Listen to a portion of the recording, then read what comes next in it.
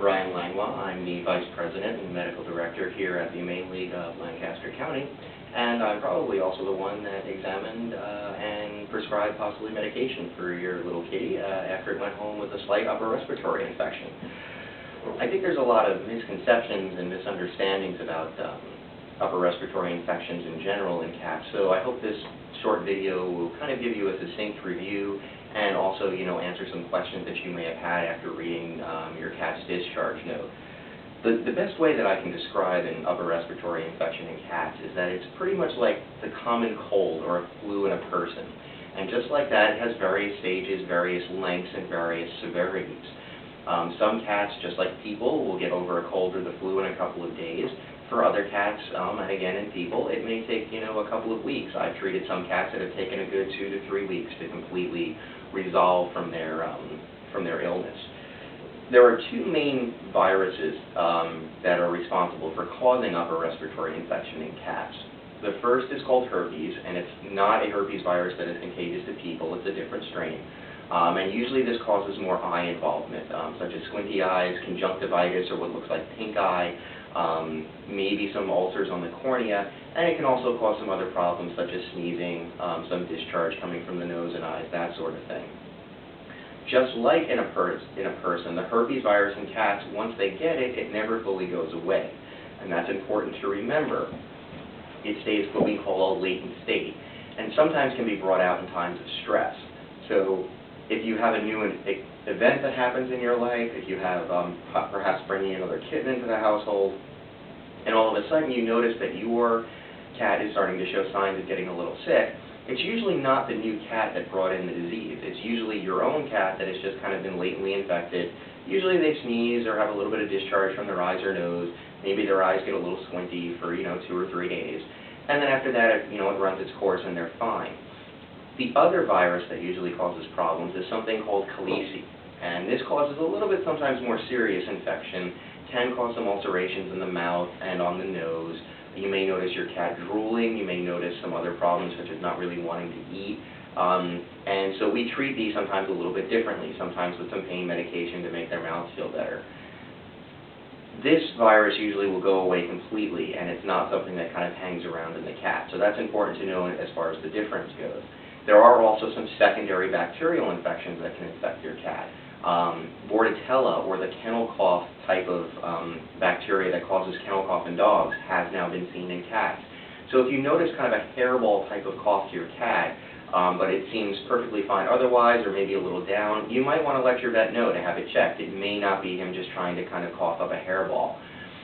There are some other minor ones, chlamydophila, which can cause some severe eye swelling and infection and things like that, and some other, minor bacterial infections that we can treat with antibiotics. It's important that when, your cat has an upper respiratory infection, that the most critical thing that you watch for is that they're eating and drinking, and this is especially true in young kittens. If you notice that they're not eating or drinking for more than 24 hours, it's very advisable that you contact your veterinarian, or if you adopted the cat from us, myself back here at the Humane League, for possibly bringing the cat in to be seen and treated. Cats will only eat what they can smell, and a lot of times, if their noses are very clogged up, with discharge and snot and things like that, you want to make sure that you try to keep their noses clean. And one way to do that is just kind of moisten some cotton balls with some warm water and just kind of gently press it along the nose and kind of clear off some of that dry discharge. That will also kind of encourage them to sneeze a little bit and clear their nasal passages of any kind of discharge or mucus that might be in there. If you're noticing that the mucus is colored, you definitely want to let your veterinarian or myself know, because we're definitely going to need to put them on some antibiotics to help clear up that secondary infection.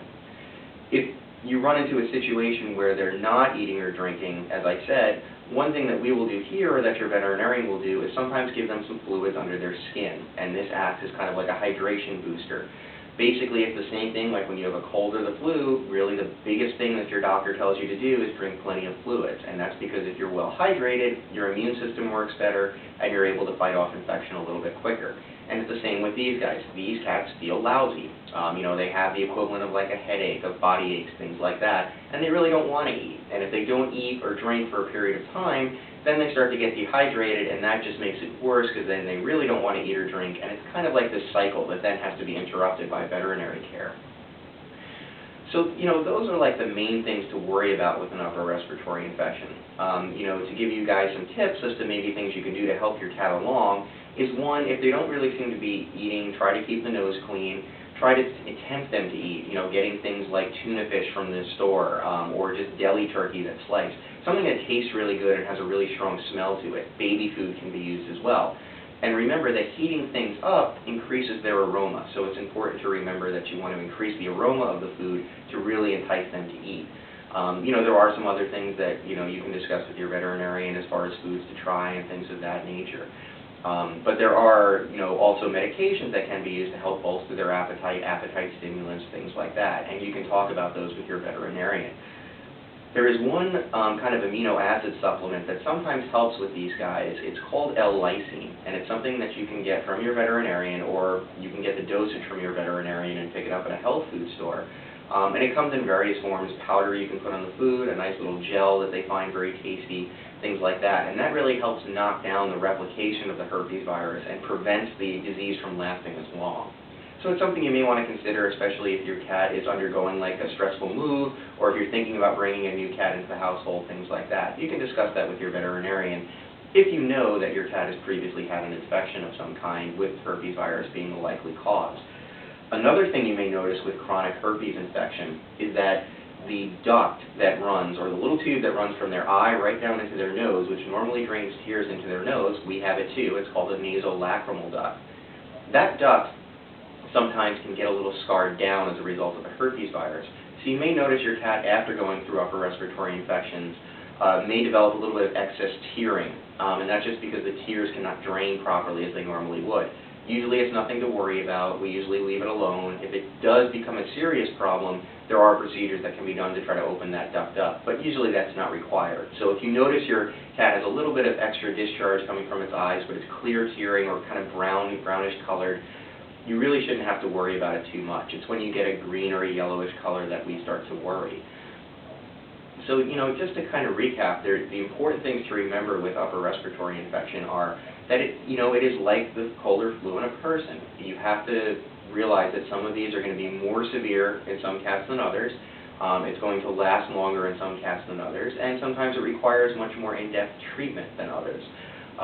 You want to make sure that they're eating and drinking, and if they're not over more than 24 hours, you want to definitely let myself, somebody at the shelter, or your veterinarian know to make sure that they get proper treatment. Proper treatment really does help speed these guys' recovery. 3, sometimes antibiotics will be needed, sometimes they won't. Remember, these are viruses, so sometimes if your vet just doesn't put them on an antibiotic right away, it's because they may not really need it. It's just like us with the cold or the flu. If there's no secondary bacterial problems, antibiotics aren't really going to do anything, so that's why sometimes they're not treated that way. And pretty much, 4, remember that, some of these viruses stick around, especially herpes, so it's not always a case of the new cat that was sick giving the infection to the other cats. It could be the other cats that have had it all along, and just the stress of the new arrival kind of brought it out in them a little bit.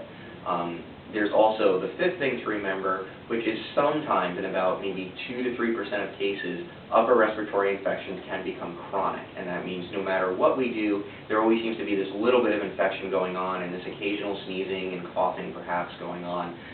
And you can talk to your veterinarian about those specific cases. But again, that's an incredibly rare scenario. We don't see it a lot, so it's not something to be immediately worried about with any cat that gets sick. At the Humane League, we try to reduce the amount of upper respiratory infection as much as we can, and unfortunately there's no way to get rid of it completely. So there is a chance that, if you've adopted a cat that seems perfectly healthy, they may get sick a day or two after leaving the Humane League. We try very hard with vaccination and other protocols to prevent that, and with new renovations that are going on, we're hoping to reduce that amount even further. We feel that the efforts we have made have helped that along drastically, and we've seen it in the decrease in the number of sick cats that we've had. So please understand that we're trying to do the best that we can. Unfortunately, in any shelter, there's going to be cases of upper respiratory infection in cats.